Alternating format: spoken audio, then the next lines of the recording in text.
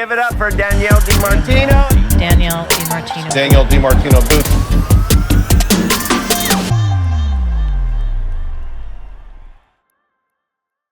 Let's bring in now QI Research, their CEO, Chief Strategist, Danielle DiMartino booth. Let's start with the unemployment number now.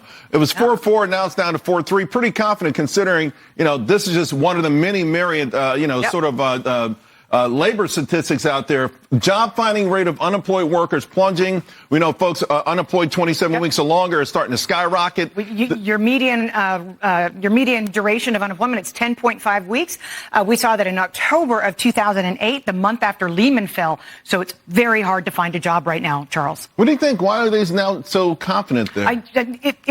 It begs reason because their own research shows that job losses started in April of 2024, according to the Philadelphia Fed. What they might be saying is the economy is going to be coming out of a very short and shallow recession once we get all these revisions in. So this came out last week, and I thought it was absolutely fantastic from the Atlanta Fed. Their own sort of measure, right? Inflation measures. They 9 different metrics there. What's compelling here, folks, is so this is November of last year and November of this year. Everything's come down, obviously, right?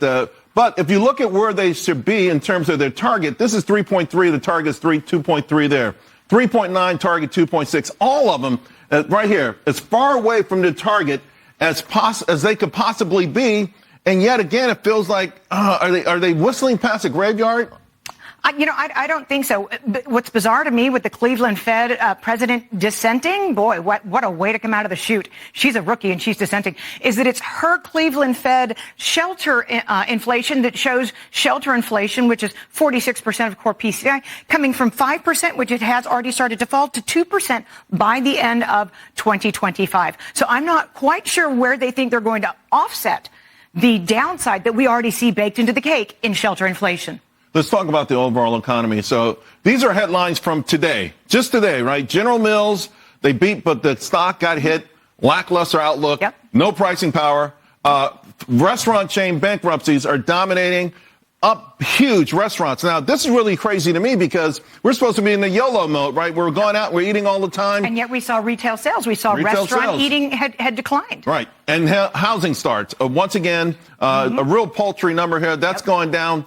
So, again, when you see the headlines and then you listen to at least the Fed statement, it feels like two separate worlds. It feels like the Fed is very disconnected from the rest of the United States right now, and I find that to be very, very troubling. It's as if they're only paying attention to the top of the K. That's the 1% that benefit from Fed policy remaining easy enough to keep financial markets and risky assets afloat. That does not mean that they're making policy, though, for the entire greater good, just for a small cohort of Americans. I got to ask you about bond auctions. In November, they were awful. Yesterday, we had a 20-year auction. I think what stands out most is indirect, 62%. Normally, it's down from 69%, right? And the average is normally 71%.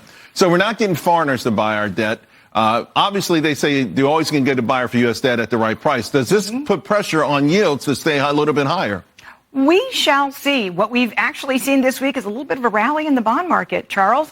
And I think that that's because the aggregate data is starting to show you that the Fed's going to have to, now we know, backtrack once we get all these revisions through again. The Philadelphia Fed's own data shows that job losses started in the second quarter of 2024.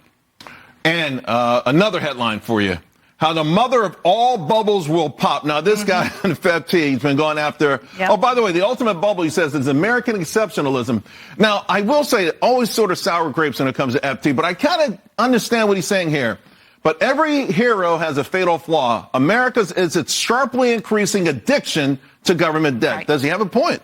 He does have a point. We don't think that there will ever be any consequences for continuing to blow up our deficits and our debt.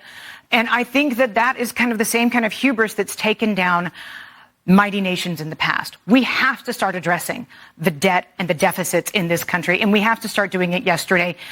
The fact that all valuation metrics compared to the rest of the world are as far outflung, higher than 2000, higher than 1929, it tells you we need to stop and take a step back, Charles, and say, do we really get to sit on our laurels forever? I guess the point is can we, since we're addicted to it? We'll see.